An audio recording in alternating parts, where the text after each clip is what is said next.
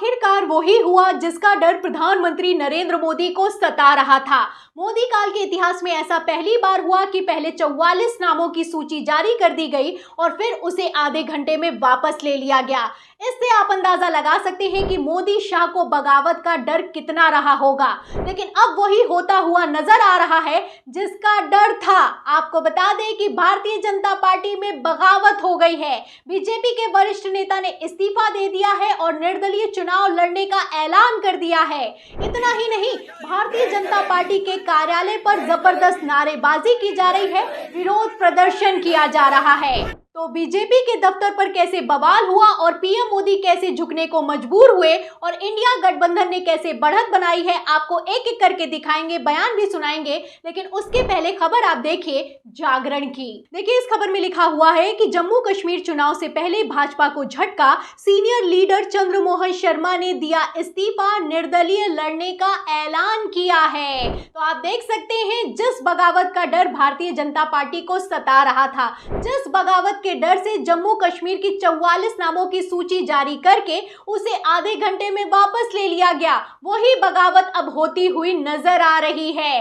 वरिष्ठ नेता ने इस्तीफा दे दिया है और तो और निर्दलीय चुनाव लड़ने की धमकी भी दी जा रही है। आपको बता दें कि जम्मू कश्मीर में तो भारतीय जनता पार्टी की हालत इतनी खराब हो चुकी है, बगावत का डर इतना सता रहा है कि इस बगावत को रोकने के लिए जम्मू कश्मीर में केंद्रीय मंत्रियों को तैनात भी कर दिया गया है। देखिए, आगे जागरण की खबर में लिखा भी हुआ है कि केंद्र शासित प्रदेश में भाजपा नेताओं के बीच टिकट वितरण को लेकर तनाव देखने को मिल रहा है। पार्टी के नेता और कार्यकर्ता जम्मू क्षेत्र में कई जिलों में टिकट को लेकर विरोध प्रदर्शन कर रहे हैं। स्थिति को शांत करने के लिए केंद्रीय मंत्रियों सहित कई शीर्ष नेताओं को तैनात किया गया है। तो शीर्ष नेताओं को तैनात किया गया है, लेकिन फिर भी स्थिति बस से बदतर होती जा रही है। नहीं चलेगी, नहीं चलेगी, नहीं चलेगी, नहीं चलेगी, नहीं चलेगी, नहीं चलेगी, नहीं चलेगी। तो आप देख सकते हैं, ये भारतीय जनता पार्टी का कार्यालय है और बीजेपी के ही कार्यालय के सामने बीजेपी के ही नेता, बीजेपी के ही कार्यकर्ता नारेबाजी कर रहे हैं। नारे लगाए जा रहे हैं कि गुंडागर्दी नहीं चलेगी, तानाशाही नहीं चलेगी, सीनाजोरी नहीं चलेगी, टाला मटोली नहीं चलेगी, हमें इंसाफ दो। जिन बीजेपी के नेताओं की बीजेपी आला कमान के सामने जुबान तक नहीं खुलती थी, अब आप देख सकते हैं कि अल्पमत की मोदी सरकार को उन्हीं बीजेपी नेताओं ने फंसाने का काम किया है। जहां एक तरफ महाराष्ट्र का दौरा करने गए प्रधानमंत्री नरेंद्र मोदी को काले झंडे दिखाए जा रहे हैं, शिवाजी की मूर्ति गिरने पर जबरदस्त विरोध किया जा रहा है, वहीं दूसरी तरफ अपनों ने और भी ज्यादा हालत को खराब करने का काम किया है। ऐसे में बेचारे प्रधानमंत्री नरेंद्र मोदी मंच से खड़े होकर नाक रगड़कर माफी मांगने के लिए मजबूर हो गए हैं। और मैं आज सर झुका करके मेरे आराध्य देव छत्रपति शिवाजी महाराज की उनके चरणों में मस्तक रख के माफी मांगता हूं। तो सुना आपने, इतना लाचार, इतना बेबस तो प्रधानमंत्री नरेंद्र मोदी को आपने पहले कभी नहीं देखा होगा। बेचारे शिवाजी की मूर्ति गिर जाने के लिए मन से खड़े होकर माफी मांगने के लिए मजबूर हैं। कह रहे हैं कि मैं आपके चरणों में सिर रखकर माफी मांगता हूं। बेचारे माफी मांगते मांगते कितना भावुक हो जाते हैं, आप उनकी इन तस्वीरों से अंदाजा लगा सकते हैं। महाराष्ट्र, जहां पर भारतीय जनता पार्टी की हालत खराब है, वहां पर प्रधानमंत्री नरेंद्र मोदी करोड़ों का शिलान्यास करने के लिए पहुंचे हैं। आप देख सकते हैं, विरोध इतना तगड़ा दिखाई देता है कि प्रधानमंत्री नरेंद्र मोदी माफी मांगने के लिए मजबूर दिखाई देते हैं। बेचारे प्रधानमंत्री नरेंद्र मोदी क्या हाल हो चुका है आप देख सकते हैं। पहले सदन में रोते हुए दिखाई दे रहे थे, भावुक होते हुए दिखाई दे रहे थे, और अब महाराष्ट्र के चुनाव प्रचार में भी वही हाल होता हुआ नजर आ रहा है। लेकिन फिर भी मैं आपको बता दूं कि स्थिति बस से बदतर दिखाई दे रही है। महाराष्ट्र से लेकर जिन जिन प्रदेशों में विधानसभा चुनाव होने वाले हैं, वहां के रुझानों में भारतीय जनता पार्टी का सुपड़ा साफ होता हुआ नजर आ रहा है। महाराष्ट्र, जो कि प्रधानमंत्री नरेंद्र मोदी के लिए नाक का सवाल बन चुका है, वहां के लेटेस्ट सर्वे में तो भारतीय जनता पार्टी पिछड़ी है और पिछड़ते पिछड़ता तो इतना पिछड़ गई है कि बहुमत से काफी पीछे हो गई है। आप देखिए, अगर ताजा सर्वे की बात की जाए तो कुल सीटें होती है महाराष्ट्र में 288।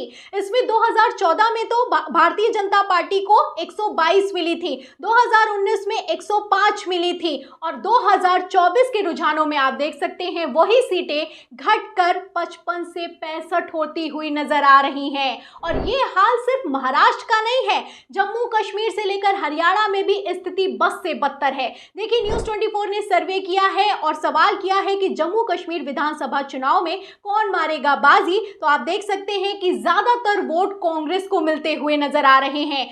74% पर कांग्रेस है, वहीं भारतीय जनता पार्टी 14% पर सिमटती हुई दिखाई दे रही है। वहीं हरियाणा में भी हो रहा है।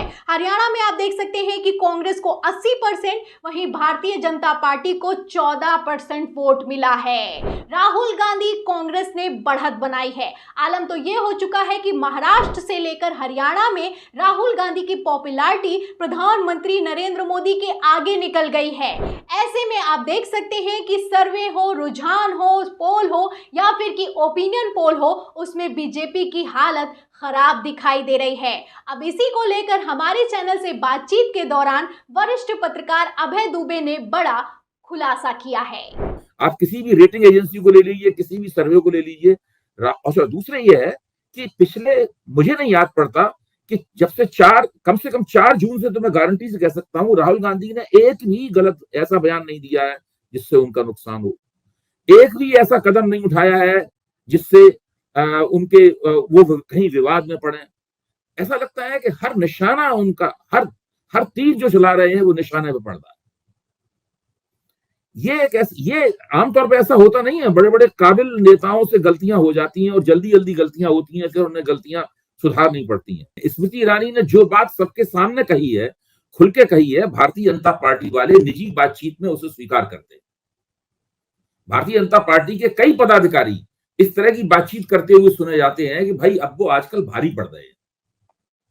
आप लाइन सुनिए, ये लाइन घूम फिर के आती है कि पहले वो हल्के नजर आते थे लेकिन आज वो भारी पड़ रहे हैं। तो सुना आपने, वरिष्ठ पत्रकार अभय दुबे का कहना है कि राहुल गांधी की तारीफ सिर्फ स्मृति ईरानी ने नहीं की है, बल्कि भारतीय जनता पार्टी की मीटिंग में भी कहा जा रहा है कि राहुल गांधी भारी पड़ रहे हैं। और वैसे भी राहुल गांधी कितना भारी पड़ते हुए नजर आ रहे हैं, इसका अंदाजा आप इस बात से लगा सकते हैं कि 4 जून के बाद राहुल का हर एक तीर निशाने पर लग रहा है। जहां एक तरफ भारतीय जनता पार्टी अपने फैसले पलटने को मजबूर है, जहां एक तरफ प्रधानमंत्री नरेंद्र मोदी भावुक हो रहे हैं, मन से खड़े होकर माफी मांग रहे हैं, वहीं दूसरी तरफ Rahul Gandhi full confident mode में दिखाई दे रहे हैं। भारतीय जनता पार्टी की हालत तो इतनी खराब हो चुकी है विधानसभा चुनाव से ठीक पहले कि एनडीए तो छोड़िए, भारतीय जनता पार्टी के नेता ही बगावत पर उतर आए हैं। इस्तीफे पर इस्तीफे दिए जा रहे हैं, निर्दलीय चुनाव लड़ने की धमकी दी जा रही है। बीजेपी कार्यालय का क्या हाल हो चुका है, आप तस्वीरें देख सकते हैं। ऐसे में प्रधानमंत्री नरेंद्र मोदी ने लगता है कि स्थिति को भांप लिया है, क्योंकि मंच से खड़े होकर देश का प्रधानमंत्री अगर माफी मांगे तो अपने आप में ये कोई छोटी बात नहीं है, क्योंकि आप अच्छे से जानते हैं कि पुलों से लेकर कैसे एयरपोर्ट गिर गए, प्रधानमंत्री नरेंद्र मोदी ने कभी माफी नहीं मांगी, लेकिन महाराष्ट्र में खड़े होकर माफी मांगी है और कहना है कि मैं अपना सिर आपके चरणों में रखता हूं। तो इस माफी पर आपको क्या लगता है? प्रधानमंत्री नरेंद्र मोदी के इस कदम के बाद महाराष्ट्र के चुनाव पलटेंगे या फिर कि बीजेपी की हालत विधानसभा चुनावों के बाद और भी ज्यादा खराब होने वाली है? इस सवाल के जवाब में, इस पूरी खबर पर आपकी जो भी राय है हमें कमेंट बॉक्स में जरूर लिखें। वीडियो को ज्यादा से ज्यादा शेयर करें, हमारे चैनल को लाइक करें, सब्सक्राइब करें, ज्वाइन करें। फिर मिलते हैं अगली खबर के साथ, तब तक के लिए धन्यवाद।